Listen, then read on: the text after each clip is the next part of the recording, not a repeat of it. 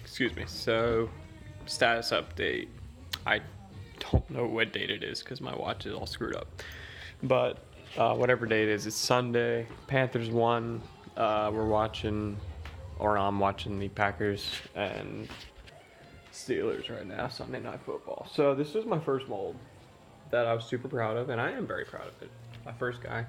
I went to the wood shop today and picked up some supplies. So I basically decided I don't feel like sanding this down to the edge. I mean, it's just so ugly.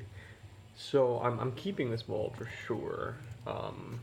Keeping it together. I mean, if you just look at some of these lines, you can see that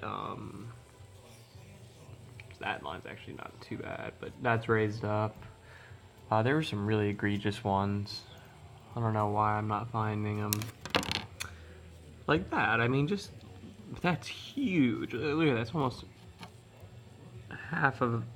that's almost a quarter of a Venetian inch. So anyway, this is where we're at now. I went out to the store and bought a whole bunch of supplies. Now I'm blanking on where they are.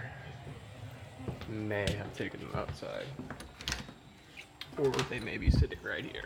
I am a moron there right here. So, for finishing, I got, this is just clear wood finish. I got the semi-gloss instead of the high gloss, because the high gloss was just trashy. And the semi-gloss actually has a glossier finish, but it doesn't look gross. I wanted to get the matte finish, but they didn't have it in stock, so I got the semi-gloss. It's a brushing lacquer. I need to learn more about how it actually works. I'll update that later. I was advised by Lauri Niskanen in Finland not to use, how you say,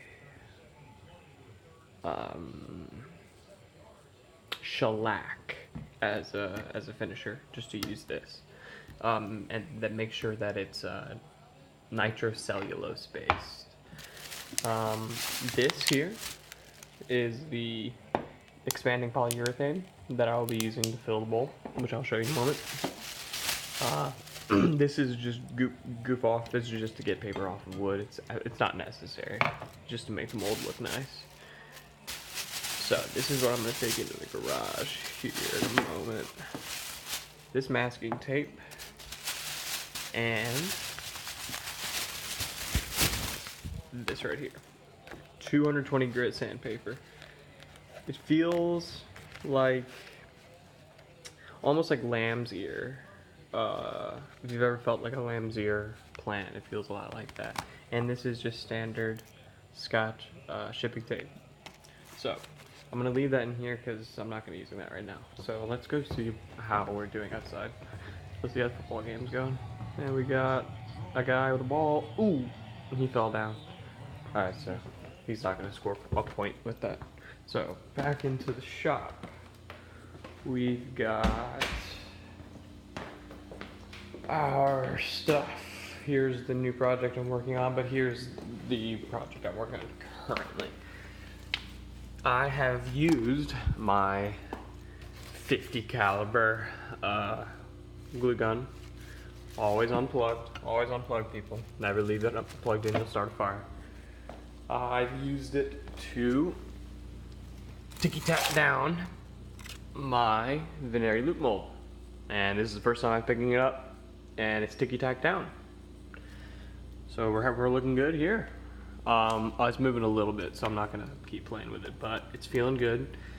I'm going to wrap this masking tape around this whole body so that, pick it up from a different angle, and it still feels good, so that it will create a hollow shell. And then I will take this sandpaper and sand down the edges, which I've actually cut very accurately. I'm very proud of myself. Some guys like this need to come down just a little bit, but I just more so want it to look nice. And then we'll be good. So I'll update with future progress Here's the saw, here's the new wood, just to show you the difference in size. I mean, it's just ridiculous. This is the old wood, 3mm. I mean, it's just, it looks gross. Oh, it's paper, sorry. Just looks gross. Whereas, I'm gonna be using that for blocks probably. Whereas this wood, 5mm. And I mean, it's still crap wood, but it just looks great. So we'll be sawing that soon, probably tomorrow. So later.